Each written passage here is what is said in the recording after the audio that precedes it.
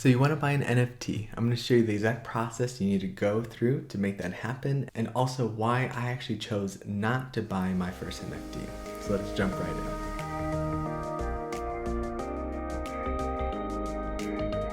Welcome to the channel. My name is David. So let me show you what the first step is to buying your first NFT, and it is to set up your wallet. So for this whole process, I used a combination of OpenSea, which is where I was finding the NFT that I wanted, and then Coinbase. Coinbase is pretty much like the Walmart of crypto. It's pretty well known, easy to use, easy to set up, and they have their own wallet too. So let me show you real quick. On OpenSea, there are a few different options that you can use for wallets. Here are the ones they highlight, and you can see that the Coinbase wallet is the second one in the row. That's one I used. I found it pretty easy to set up, which I'll explain as we keep going. Now, it's worth noting that your Coinbase account, if you do have one, is not a wallet in the traditional sense. So in order to have assets in the Coinbase wallet, you're going to have to move them or transfer them from your Coinbase account into your wallet. So this process is what it looked like. I used the Android app, so it's basically deciding how much I wanted to transfer from my Coinbase account. Transfer initiated, and then you can see it now in my wallet. There was a small gas fee for this, as you can see, $3.97. I'm pretty new to the whole crypto world, so I didn't really know how much gas was going to impact this whole process. So this small $4 fee was one of many things we're going to find along the way that I just didn't know, that there are hidden costs to really doing these crypto transactions. Once you have money set up in your wallet of choice, the next step is going to be to connect that wallet to OpenSea platform. Now, my recommendation is to do a combination of using OpenSea on a desktop or laptop and then using the wallet on your mobile device, because you're going to need to kind of go back and forth to approve things in your wallet as you're taking actions on OpenSea. I tried to use the OpenSea app that was available on the Android Google Store, and it was kind of garbage. It just didn't work. It had a lot of bad reviews. I couldn't get it to connect. So I advise anyone starting this process, just use the OpenSea that is on the web and use your wallet on your mobile device and you'll be good to go. So the process is fairly straightforward. On OpenSea, you're going to have the option to connect the wallet, and you'll see that I'm trying to connect my Coinbase one. It's going to give me a code to scan. I opened up the app on my phone, did a quick scan, it connected, and then on the next screen you can see that my assets now showed up in OpenSea. So it could read how much Ethereum or so on I had in my wallet, and that's what I could use to now purchase any of the NFTs on their platform. So step 3 is to convert your Ethereum for bidding. So on OpenSea, if you see here, they list all of their NFTs in Ethereum. That's kind of their standard blockchain.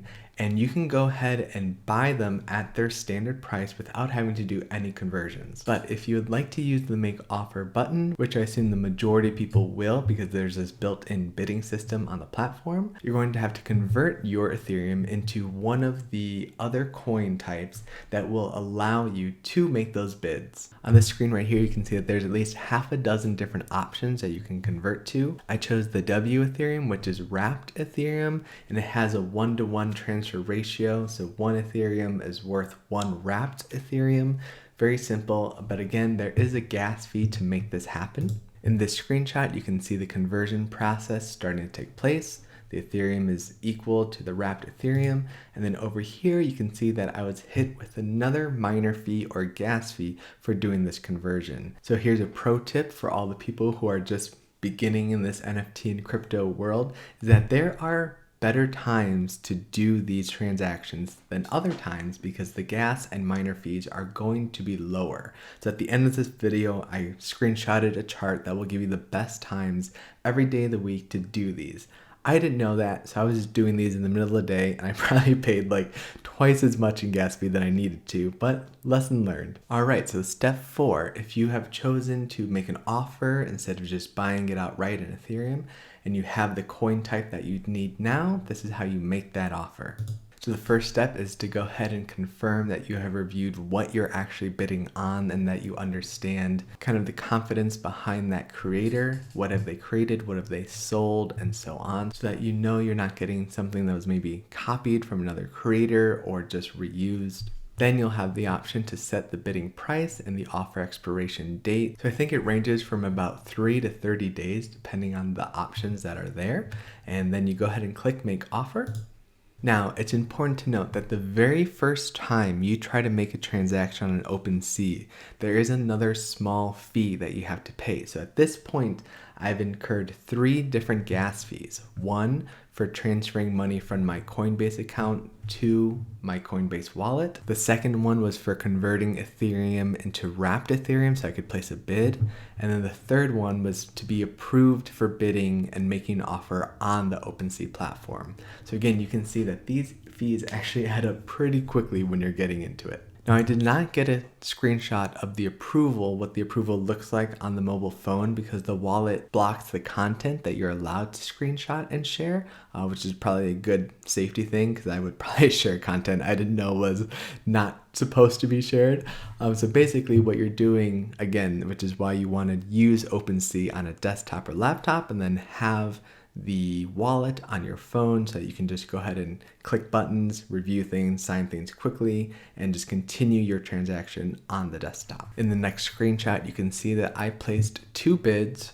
Both of them were for these Pokeballs from an artist that I like, and each had a 7-day expiration date. So once they were in, it's just kind of a waiting game.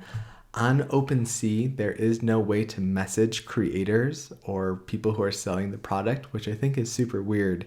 But I ended up finding this particular creator's Instagram account, so I messaged them just to let them know, hey, I put a bid in, let me know what you think, just because it's my first time doing it. So I wasn't sure if there was other etiquette that I was supposed to be following. But this is where the story takes a turn. Now, step 5 is to cringe from gas fees. Now, it's a little funny, but like I just covered, we've already paid gas fees at 3 different times just to buy our first NFT. And now we're about to be hit with the mother load. So about a day after putting in my bid, I got a response from the person who I messaged on Instagram telling me that, hey, thanks for the bid. I would totally accept it, except that fees are crazy high. I actually don't have enough. I would actually lose money if I accepted your bid. I thought that was crazy.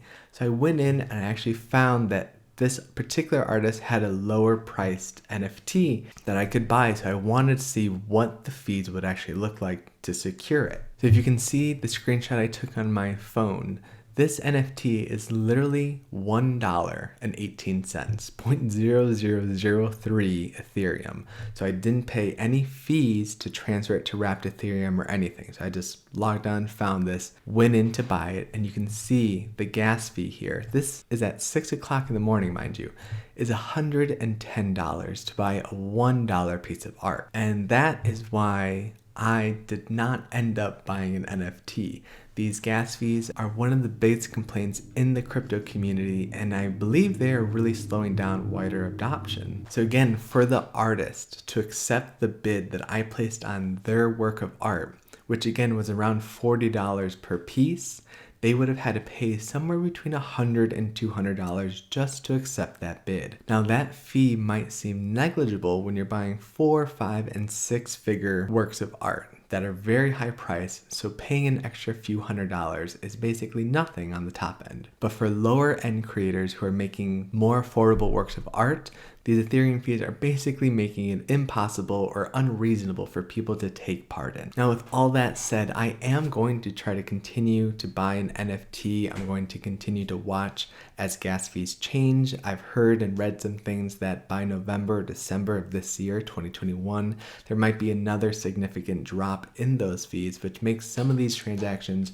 more doable. But for those of you who want to get started right away, here's a few tips I picked up along the way. First is the best time frame to go ahead and do these transactions. So whether you are setting up your account, making a conversion from Ethereum to another coin, making your first transaction, or actually buying an NFT, these windows, mainly in the early morning hours when there's fewer people awake and doing things online, this is when you're gonna have the cheapest gas fees. Now again, I logged in to at least 2 or 3 of these time frames over the last week, and my fees were still in the $100 to $200 range in order to actually secure an NFT. So while they may be lower, they're not at that point where it actually makes the lower price transactions completely reasonable. Next, because everything is on the blockchain, it is public information basically. So if there's an artist that you want to purchase from, you can go ahead and look at their trading history and you'll see every purchase that has been made for any one of their works of art. This is a great bit of info when you're trying to do the research to understand how much you should bid. So I made sure my bids were at least double what he had accepted previous because I thought the art they made were actually really cool and I wanted to own them, but again, the fees kind of stopped us in our tracks. Finally, NFTs are getting a lot of attention right now, but it's still important to actually own something you enjoy instead of just buying into the hype.